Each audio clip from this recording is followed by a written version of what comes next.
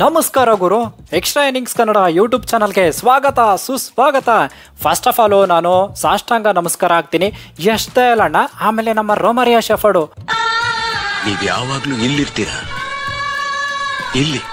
ಅಯ್ಯಪ್ಪ ದೇವ್ರೆ, ಇಬ್ರು ಏನ್ ಗುರು ಒಂಥರ ಕಲೆಗಾರರಾಗ್ಬಿಟ್ರಪ್ಪ ಇವತ್ತಂತೂ. ಅಯ್ಯೋ ದೇವ್ರೆ, ಇದು ಒಂಥರ ಮ್ಯಾಚ್ ಹೆಂಗಿತ್ತಂದ್ರೆ ಟ್ವಿಸ್ಟ್ ಮೇಲೆ ಟ್ವಿಸ್ಟು. ಇದೊಂಥರ ಯಾವುದೋ ಮೂವಿಗೆ ಹೋಗಿದ್ದೀವಿ, ಫಸ್ಟಿಂದ ಇಂಟರ್ವಲ್ಲಿಂದ ಕ್ಲೈಮ್ಯಾಕ್ಸು. ಎಷ್ಟು ಫುಲ್ಲು ನೋಡಿದ್ರೂ ಕೊನೆ ಕ್ಲೈಮ್ಯಾಕ್ಸು ಲಾಸ್ಟ್ ನಿಮಿಷ, ಲಾಸ್ಟ್ ಸೆಕೆಂಡಿಗೆ ಗೊತ್ತಾಗುತ್ತೆ ಏನಾಗುತ್ತೆ ಗುರು ಅನ್ನೋ ಥರ. ಪೈಸಾ ವಸೂಲ್ ಮೂವಿ ಅಂತಾರೆ ನೋಡಿ, ಆ ಥರ ಪೈಸಾ ವಸೂಲ್ ಮ್ಯಾಚ್ ಇತ್ತು ಗುರು. ಯಪ್ಪ ದೇವರೇ, ಮೇ 14 ಅಂದರೆ ಮೇ 18 2024 ಹೋದ ವರ್ಷ ನಾವು ಸೇಮ್ ಟು ಸೇಮ್ ಹಿಂಗೆ ಗೆದ್ದಿದ್ವಪ್ಪ. RCB ಅವರು CSK ವಿರುದ್ಧ ಸೇಮ್ ಟು ಸೇಮು ಅದೇ ಥರ ಸ್ಕ್ರಿಪ್ಟ್ ಇತ್ತು ಅನಿಸುತ್ತೆ. ಇವತ್ತು ಹಂಗೆ ಆಯಿತು ಗುರು. ಏನಪ್ಪ ಅದು match, RCB versus CSK match. Twist ಯಾರಾದರೂ BP ಮತ್ತು ಶುಗರು ಹಾರ್ಟ್ ಪೇಷಂಟ್ ಯಾರಾದರೂ ಏನಾದರೂ ಇದು ನೋಡಿದ್ರೆ, ಈ ಥರ ಟ್ವಿಸ್ಟ್ ಎಲ್ಲ ನೋಡಿದ್ರೆ ಗುರು ಯಪ್ಪ ಹೆಂಗಾಗಿರಲ್ಲ ಅಂತ. ಯಾಕಂದರೆ ನಮಗೇನೆ ಒಂಥರ ಎದೆಯೆಲ್ಲ ನೋವು ಬಂದಂಗೆ ಆಗಿತ್ತು ಗುರು. ಅಯ್ಯೋ ದೇವ್ರೆ, ಇದು ಹೆಂಗಂತಂದರೆ ಮ್ಯಾಚ್ ಒಂಥರ ಫಸ್ಟಿಂದ ಲಾಸ್ಟ್ವರೆಗೂ ಇವ್ರು ಗೆಲ್ತಾರೆ, ಅವ್ರು ಗೆಲ್ತಾರೆ, ಅವ್ರು ಗೆಲ್ತಾರೆ, ಇವ್ರು ಗೆಲ್ತಾರೆ, ಯಾರು ಗೆಲ್ತಾರೆ ಕೊನೆಯಲ್ಲಿ ಅನ್ನೋ ಥರ. ಗುಲಾಬ್ ಜಾಮೂನೆಲ್ಲ ಗಲ ಗಲ ಗಲ ಗಲ ಅಂದಿದ್ವು ಗುರು. ಗುಲಾಬ್ ಜಾಮೂನ್ ಅಲ್ಲ, ಗಲ ಗಲ ಗಲ ಗಲ ಅಂತ ಅಲ್ಲ, ಬಂದ್ಬಿಟ್ಬಿಟ್ರು. ಬಟ್ ನಮ್ಮ RCB ಅವರು ಸಾಕಾತಾಗಿ ಗೆದ್ದಿದ್ದಾರೆ. 11ರಲ್ಲಿ 8 ಗೆದ್ದು ಇವಾಗ ಟೇಬಲ್ ಟಾಪರ್ಸ್ ಆಗಿದ್ದಾರೆ ಗುರು, ಅಗ್ರಸ್ಥಾನಕ್ಕೆ ಹೋಗಿದ್ದಾರೆ. ಒಂಥರ ಹೆಂಗಂದ್ರೆ ನಮ್ಮ RCB ಅವರು ಆಲ್ಮೋಸ್ಟ್ ಕ್ವಾಲಿಫೈ ಆದಂಗೆ ಲೆಕ್ಕ. ಇನ್ನೊಂದು ಮ್ಯಾಚ್ ಗೆದ್ದರೆ ಟಾಪ್ 1 or ಟಾಪ್ 2 ಪಕ್ಕ ಇರುತ್ತೆ. ಇನ್ನೊಂದು 2 ಮ್ಯಾಚ್ ಗೆದ್ರಂತೂ ಮುಗದೇ ಹೋಯ್ತು. ಇವರೇ ಫಿಕ್ಸ್ ಮಾಡಿಬಿಡ್ತಾರೆ ಟಾಪ್ 1 ಗುರು ಹೋಗಿ ಅಂತ ಹೇಳೋ ಥರ, ಆ ಥರ ಇರುತ್ತೆ. ಬಟ್ ಒಟ್ಟಿನಲ್ಲಿ RCB ಅವರು ಸಾಕಾದಾಗಿ ಗೆದ್ದಿದ್ದಾರೆ ಗುರು CSK ವಿರುದ್ಧ. ಒಂಥರ ಹೆಂಗಂದರೆ ಈ ಇದರಲ್ಲಿ ಚಿನ್ನಸ್ವಾಮಿ ಸ್ಟೇಡಿಯಮ್ಗೆ ಹೋಗಿರ್ತಾರೆ ನೋಡಿ ಫ್ಯಾನ್ಸ್ ಅವರು, ಅವ್ರ ಗೇಟಿಂದ ಹೊರಗಡೆ ಬಂದು ಮೆಟ್ರೋ ಸ್ಟೇಷನಲ್ಲಿ ಮೆಟ್ರೋಗೆ ವೇಟ್ ಮಾಡಿ, ಮೆಟ್ರೋ ಅಲ್ಲಿ ಹತ್ತಿ ಅಲ್ಲಿಂದ ಮನೆಗೆ ಹೋಗೋ ಒಂದು ಇದು ಇರುತ್ತಲ್ಲ, ಮೆಟ್ರೋಯಿಂದ ಮನೆಗೆ ಹೋಗೋವರೆಗೂ ಇವ್ರು ಫುಲ್ ಡ್ಯಾನ್ಸ್ ಮಾಡ್ಕೊಂಡೆ ಹೋಗಿರ್ತಾರೆ ಗುರು.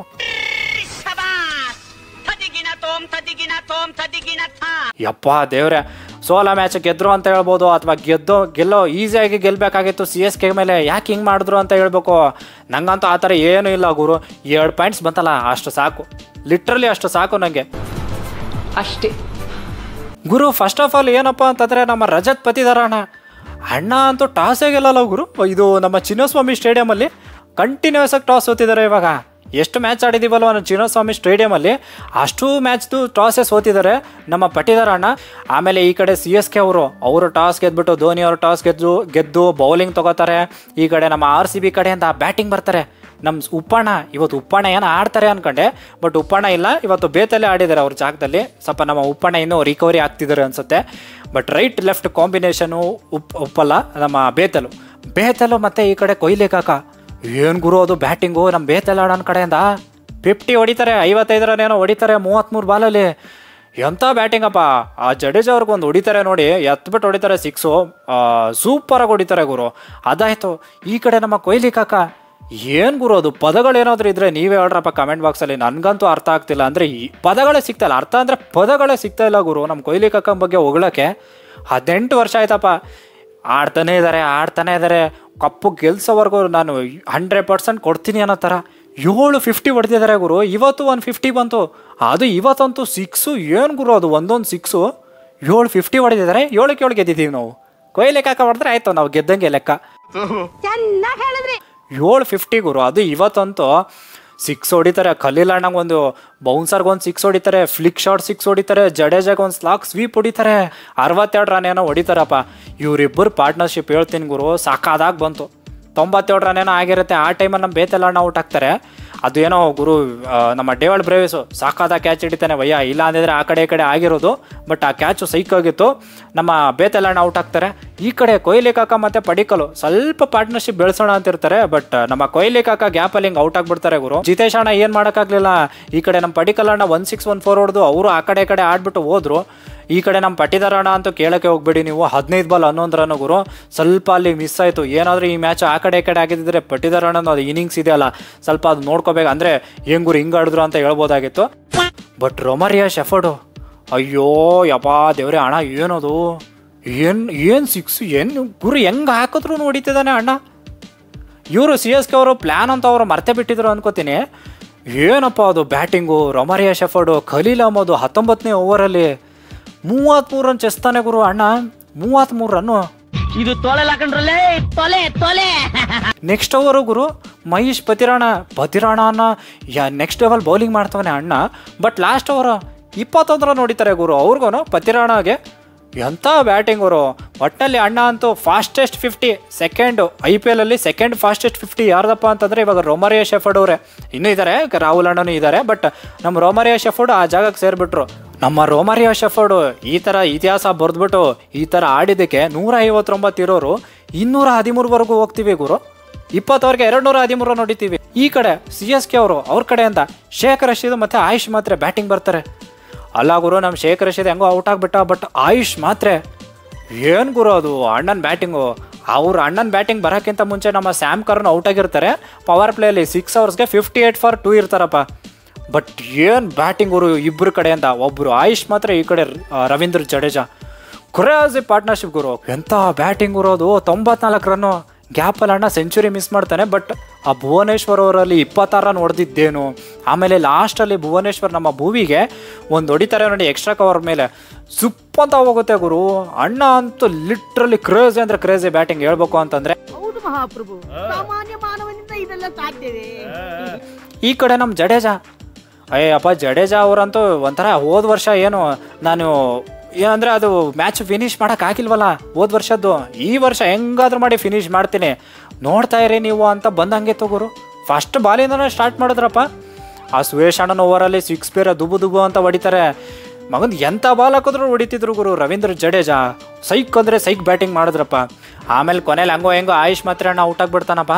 ಆಯುಷ್ ಮಾತ್ರ ಔಟು. ಆಮೇಲೆ ಈ ಕಡೆ ನಮ್ಮ ಯಾರು ಡೇವಿಡ್ ಬ್ರೇವಿಸ್ ಔಟು. ಯಾರಪ್ಪ ಇವರಿಬ್ಬರನ್ನ ಔಟ್ ಮಾಡಿದ್ದು ಅಂದರೆ ಲುಂಗಿ ಹೆಂಗಿಡಿ ಹೇಜಲ್ವುಡ್ ಜಾಗದಲ್ಲಿ. ಅಂದರೆ ಹೇಜಲ್ವುಡ್ ಅವ್ರು ಏನು ಮಾಡ್ತಿದ್ರಲ್ಲ ಅದೇ ಥರ ನಮ್ಮ ಲುಂಗಿ ಅಣ್ಣ ಮಾಡ್ದ ಅಂತ ಹೇಳ್ಬೋದು ಗುರು. ಆ ಡೇವಿಡ್ ಬ್ರೇವಿಸ್ ಅಂತೂ ಅದಂತೂ DRS ಅವ್ರು ತಗೊಳ್ಳಿಲ್ಲ. ಏನಂತಂದರೆ ಅದು ಇವರು DRS ತಗೋಕ್ಕಿಂತ ಅಣ್ಣ DRS ತೊಗೋಬೇಕು ತಾನೆ. ಅಣ್ಣ 2 ರನ್ ಎಲ್ಲ ಓಡ್ಬಿಟ್ಟು ಆಮೇಲೆ DRS ತೊಗೋತಿದ್ದಾರೆ. ಏನಪ್ಪ ಅದು ಫಸ್ಟ್ಗೆ ತೊಗೋಬೇಕದು. ಅದಂತೂ ಅಂಪೈರ್ ಅಂತೂ ಗುರು ಅದು ಹೆಂಗೋ ಹೆಂಗೆ ಕೊಟ್ಟರು ಏನೋ. ನಮ್ಮದು ಒಂದು ಲಕ್ಕಿ ಡೇ ಇತ್ತು ಅನ್ಕೋತೀನಿ.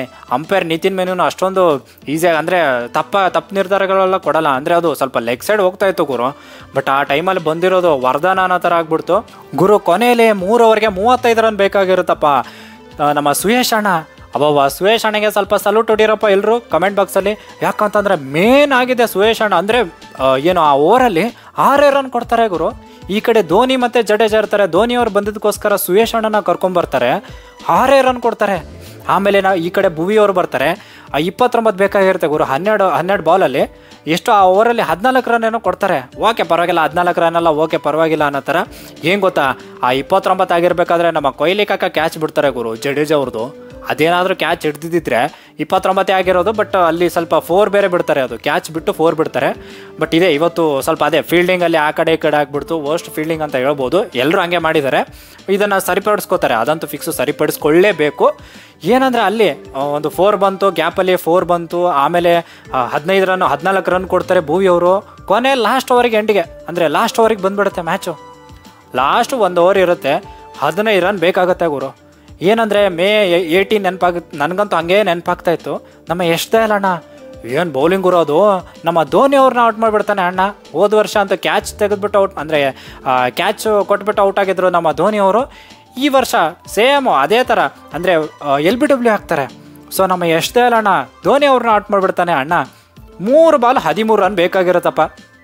ಯಶ್ ದಯಾಲ್ ಅಣ್ಣ ಆ ಟೈಮಲ್ಲಿ ಒಂದು ನೋ ಬಾಲು 6. ಅಯ್ಯೋ ದೇವರೇ, ಶಿವಮ್ ದೂಬೆ ಗುರು, ದೂಬೆ ಅಣ್ಣ ಒಂದು ನೋ ಬಾಲು. ನಮ್ಮ ಅಣ್ಣ ನೋ ಬಾಲ್ ಹಾಕ್ತಾನೆ ಆ ಟೈಮಲ್ಲೇ. ಏನು ಗುರು, 3 ಬಾಲ್ 13 ರನ್ನು, 1 ಬಾಲ್ ಹಂಗೂ ಹಿಂಗೂ ಹಾಕಿದ್ರೆ 2 ಬಾಲ್ 12 ರನ್ನು, 2 6 ಅಂತೂ ಹೊಡಿಯೋಕ್ಕಾಗಲ್ಲ. ಹಂಗೆ ಹಿಂಗೆ ಅಂದ್ಕೊಂಡ್ರೆ ಅಣ್ಣ ಆ ಬಾಲ್ ನೋ ಬಾಲ್ ಹಾಕದ.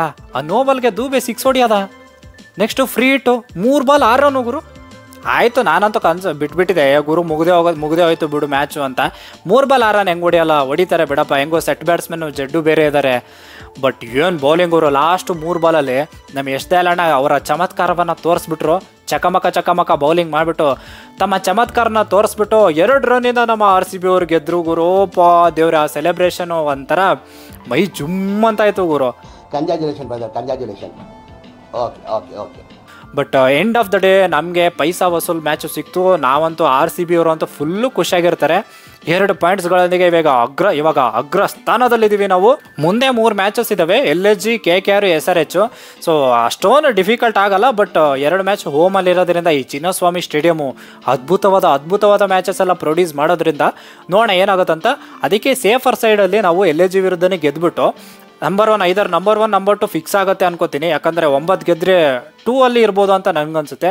ಆ್ಯಂಡ್ ಈ ಮ್ಯಾಚ್ ಬಗ್ಗೆ ಲಿಟ್ರಲ್ ನಿಮ್ಗೆ ಏನು ಅನ್ನಿಸ್ತು ಅಂತ ಪ್ಲೀಸ್ ಕಮೆಂಟ್ ಬಾಕ್ಸಲ್ಲಿ ತಿಳಿಸಿ. ಈ ವಿಡಿಯೋ ನಿಮಗೆ ಇಷ್ಟ ಆದರೆ ಪ್ಲೀಸ್ ಲೈಕು, ಶೇರು, ಸಬ್ಸ್ಕ್ರೈಬ್ ಮಾಡೋದು ಮಾತ್ರ ಮರಿಬೇಡಿ. 98% ಸಬ್ಸ್ಕ್ರೈಬ್ ಮಾಡಲ್ಲ ಗುರು. ಸೊ ಸಬ್ಸ್ಕ್ರೈಬ್ ಮಾಡಿ, ನಮಗೂ ಹೆಲ್ಪ್ ಆಗುತ್ತೆ ಅಂತ ಹೇಳ್ತಾ that's it for the day. Bye. ಜೈ ಕರ್ನಾಟಕ. ಮತ್ತೆ ಭೇಟಿಯಾಗೋಣ. ನಮಸ್ಕಾರ.